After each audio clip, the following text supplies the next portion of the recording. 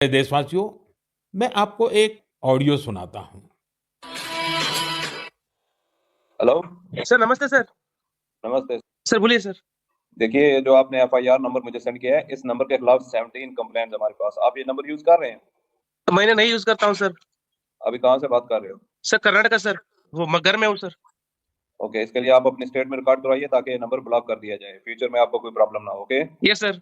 अभी मैं आपको कनेक्ट कर रहा हूँ, ये आपका इन्वेस्टिगेशन ऑफिसर है। आप अपनी स्टेट में रिकॉर्ड करवाइए ताकि ये नंबर ब्लॉक कर दिया जाए। Okay, yes sir, yes sir, yes sir.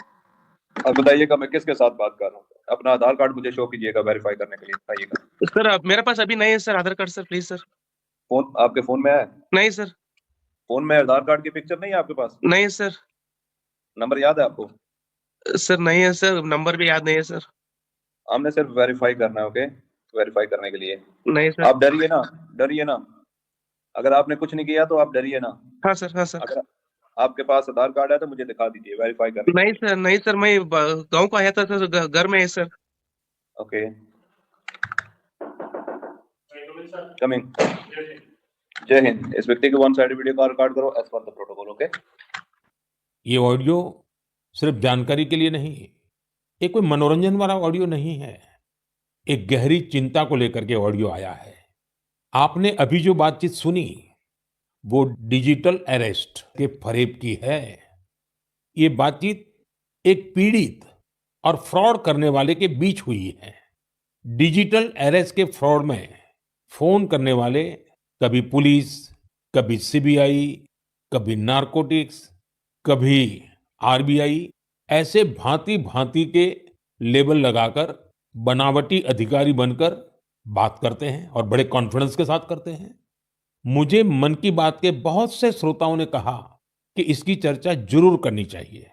आइए मैं आपको बताता हूं, ये फ्रॉड करने वाली गैंग काम कैसे करती है, ये खतरनाक खेल क्या है। आपको भी समझना बहुत जरूरी है, औरों को भी समझाना उतना ही आवश्यक है। पहला दाव, आपकी व्यक्तिगत जानकारी, वो सब जुटा करके रखते हैं। आप पिछले महीने गोवा गए थे, है ना? आपकी बेटी दिल्ली में पढ़ती है ना? वे आपके बारे में इतनी जानकारी जुटा कर रखते हैं कि आप दंग रह जाएंगे। दूसरा दाव, भय का माहौल पैदा करो। वर्दी, सरकारी दफ्तर का सेटअप, कानूनी धाराएं, वो आपको इतना डरा देंगे, फोन पर बातों बातों में आप सोच भी नहीं पाएंगे। और फिर उनका तीसरा दाव शुरू होता है। तीसरा दाव, समय का दबाव। अभी फैसला करना होगा, वरना आपको गिरफ्तार करना पड़ेगा। ये लोग पीड़ित पर इतना मनोवैज्ञानिक दबाव बना देते हैं कि वो सहम जाता है।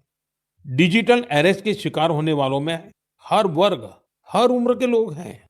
लोगों ने डर की वजह से अपनी मेहनत से कमाए हुए लाखों रुपए गंवा दिए हैं। कभी भी आपको इस तरह का कोई कॉल आए तो आपको डरना नहीं है। आपको पता होना चाहिए, कोई भी जांच एजेंसी फोन कॉल या वीडियो कॉल पर इस तरह पूछताछ कभी भी नहीं करती। मैं आपको डिजिटल सुरक्षा के 3 चरण बताता हूं। ये 3 चरण है: रुको, सोचो, एक्शन लो। कॉल आते ही रुको, घबराए नहीं, शांत रहे, जल्दबाजी में कोई कदम न उठाएं, किसी को अपनी व्यक्तिगत जानकारी न दें। संभव हो तो स्क्रीनशॉट लें और रिकॉर्डिंग जरूर करें। इसके बाद आता है दूसरा चरण। पहला चरण था रुको, दूसरा चरण है सोचो। कोई भी सरकारी एजेंसी फोन पर ऐसे धमकी नहीं देती, न ही वीडियो कॉल पर पूछताछ करती है, न ही ऐसे पैसा की मांग करती है। अगर डर लगे तो समझिए कुछ गड़बड़ है। और पहला चरण, दूसरा चरण और अब मैं कहता हूं तीसरा चरण। पहले चरण में मैंने कहा रुको, दूसरे चरण में मैंने कहा सोचो, और तीसरा चरण कहता हूं एक्शन लो। राष्ट्रीय साइबर हेल्पलाइन 1930 डायल करें, cybercrime.gov.in पर रिपोर्ट करें, परिवार और पुलिस को सूचित करें, सबूत सुरक्षित रखें। रुको, बाद में सोचो और फिर एक्शन लो। ये 3 चरण आपकी डिजिटल सुरक्षा का रक्षक बनेंगे।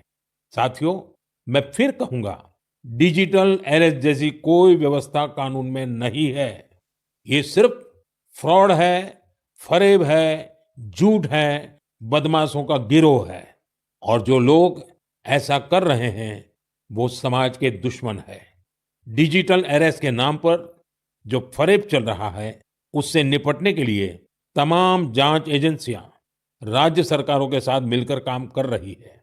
इन एजेंसियों में तालमेल बनाने के लिए नेशनल साइबर कोऑर्डिनेशन सेंटर की स्थापना की गई है।